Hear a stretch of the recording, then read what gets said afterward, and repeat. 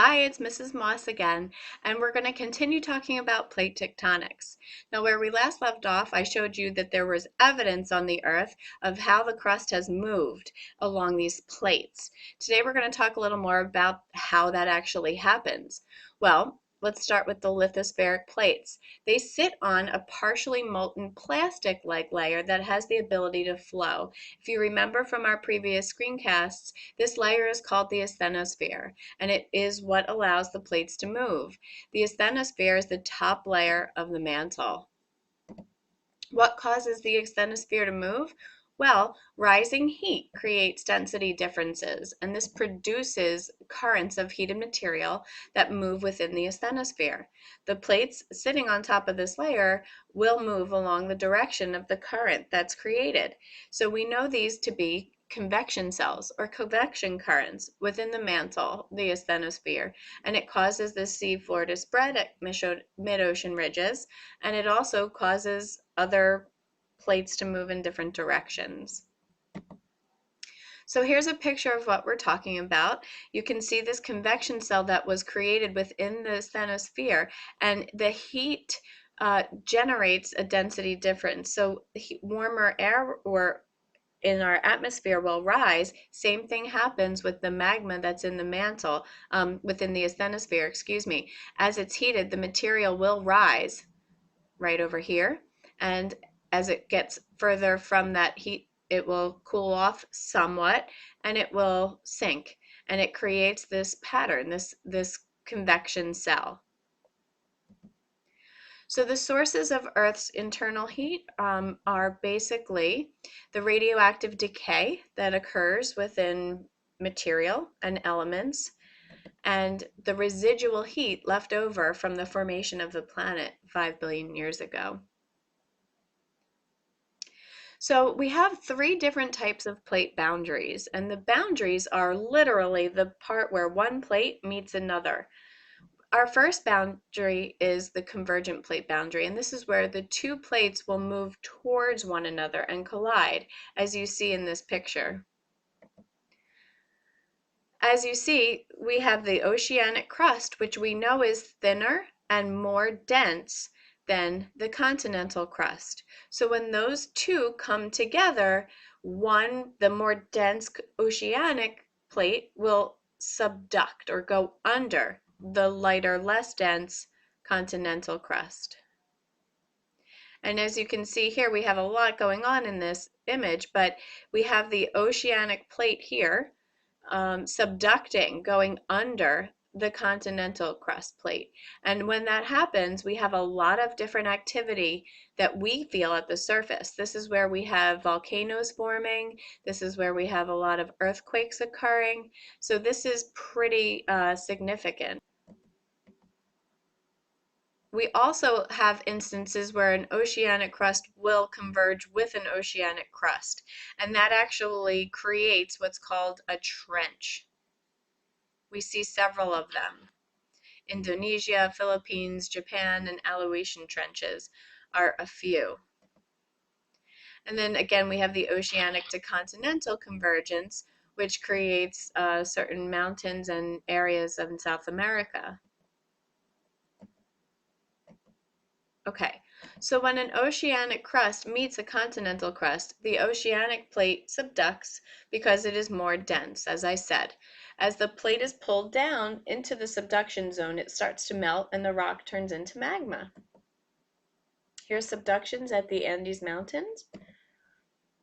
When two continental plates converge, they have the same density. Therefore, neither plate will subduct. And so there's no other place for it to go. One's not going to go under the other. So they get forced upwards. And as you can imagine, if two continental land plates come together, they're actually going to create mountains. And that's where we get mountain ranges from, especially the ones that are more famous that you know of, those taller mountains, the Himalayas. They're created by continental crust converging with another continental crust, and it creates these folded mountains. Here we have a demonstration.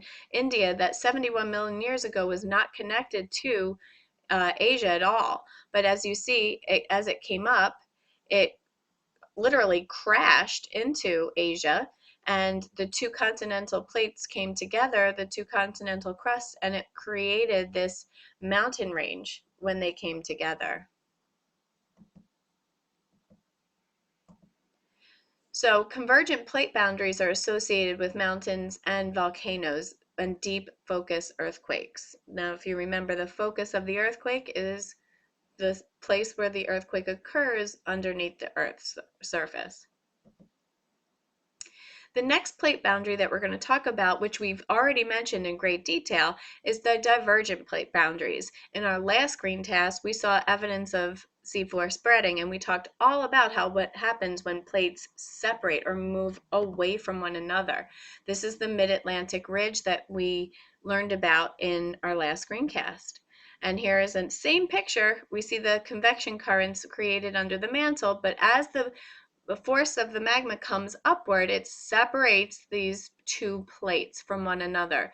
New land is created along this ridge, and the older land gets pushed out as the new land is formed, or the new rock is formed along the ridge. So this is what happens when plates are moving away from one another. This is known as a divergent plate boundary.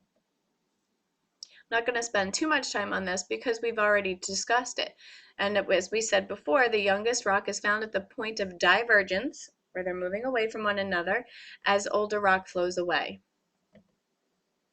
There's the new rock, and there's the old rock on either side. Our last plate boundary that we're going to study is known as the transform plate boundary, and these are when two plates literally slide past one another. And we discussed this in great detail too, because this will create a fault. And that is an example of a fault is the San Andreas Fault in California. Now, we last learned about this when we were talking about earthquakes. This is what helps to create earthquakes at the transform plate boundary, where they slide alongside each other. Two plates literally build up stress and by sliding against one another. They crack and release energy. So here is the San Andreas Fault, and they show the Pacific Plate and the North American Plate, and they're literally just rubbing up against each other. But when that happens, we have earthquakes. Now you need to get out your Earth Science reference table, and you need to turn to page 5. Here's a picture of it, and you see the plates of the Earth, and you see the way each of the plates create spots where we have different crustal movement activities like earthquakes and volcanoes. Now you'll see along the bottom here, it's important to note, each of the 3 plate boundaries that we just discussed are in the key at the bottom. We have a transform plate boundary, and that's you'll see that it has the 2 arrows going in different directions. We have the divergent plate boundary here, and that's noted by the 2 arrows going away from one another. And then lastly, we have the subducting plate boundary, and that's known as these shown by these little boxes. Now what you'll notice is with this as well, the subducting plate is going, the squares are going to be on the side where the plate is overriding. So you just have to look and see how that occurs. So let's take a look at, previously in this picture, let's take a look at one of the subducting plates in the South American plate. Right here at the Peru-Chile Trench, we see that the Peru Nazca plate is subducting under the South American plate. And I know that because those little boxes are on the side of the South American plate. So that's how we know that the South American plate is actually going over the Nazca plate, which is going under. And that actually, if you look at it a little more carefully, should make sense as well, because in the Nazca plate, we have oceanic crust. It's in the ocean. So that's going to be going under the South American plate, which is the continental crust, right? And that's lighter, more dense.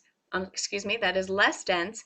So it will stay to the top. So it will be override the more dense material, which will go under.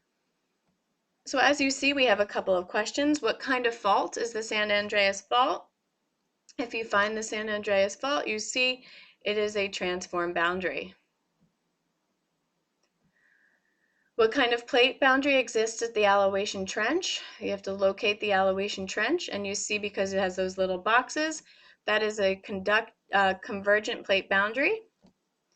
And what kind of plate boundary is at the mid-Atlantic ridge? Hopefully we can all answer that by now just from me talking about it so much.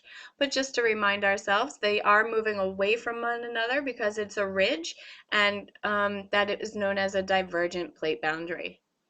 Okay, so we're going to stop here for now. Thank you so much for paying attention to our plate boundary discussion. Make sure you have all the notes written down, and we'll see you next time.